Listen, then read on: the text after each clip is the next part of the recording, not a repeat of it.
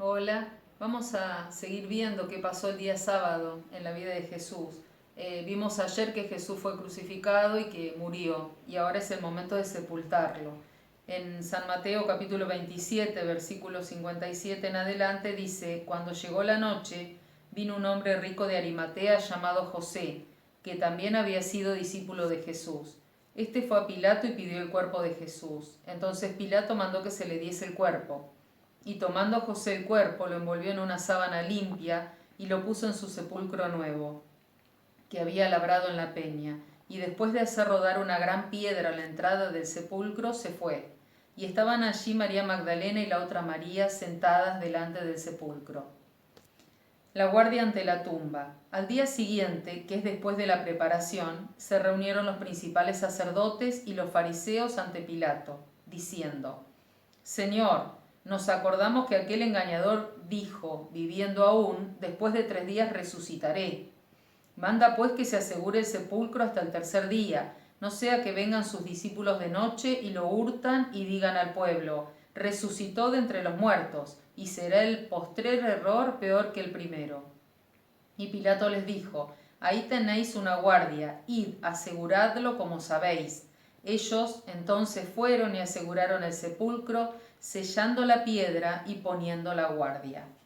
Vemos acá que Jesús había muerto y bueno, José de Arimatea, que era un hombre rico, que era discípulo de Jesús, no era del grupo de los 12, pero Jesús tenía muchos más discípulos aparte de los 12, fue a hablar con Pilato a pedirle el cuerpo para enterrarlo. Entonces, después que prepararon el cuerpo, como era la costumbre, que le ponían esencias aromáticas y lo envolvían en una sábana, y bueno, la manera en que preparaban los muertos en ese tiempo, lo ponen en un sepulcro nuevo labrado en la peña que era de José, nadie lo había usado.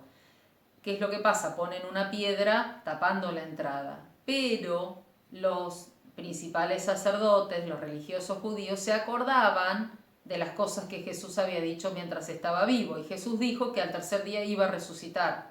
Entonces ellos se ponen de acuerdo en qué pueden hacer para que esto no pase.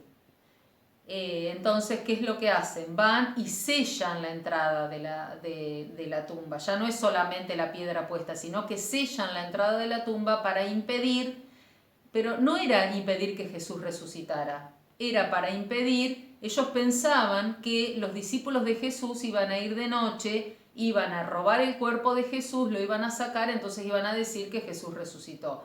Previendo que esto podía pasar, según ellos, querían sellar la tumba para asegurarse que nadie pudiese entrar ni salir de la tumba. Entonces, aparte de eso, ellos ponen una guardia de soldados frente a la tumba para que estén todo el tiempo custodiando la tumba donde Jesús había muerto. Podemos ver acá, bueno, Jesús ahora murió. La Biblia dice que Él voluntariamente puso su vida, porque Jesús es la vida, entonces nadie puede matar a la vida.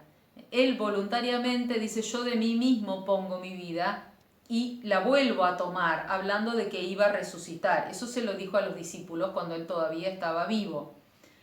Me gusta pensar qué habrán sentido sus discípulos cuando pasó esto, que Jesús fue crucificado y murió.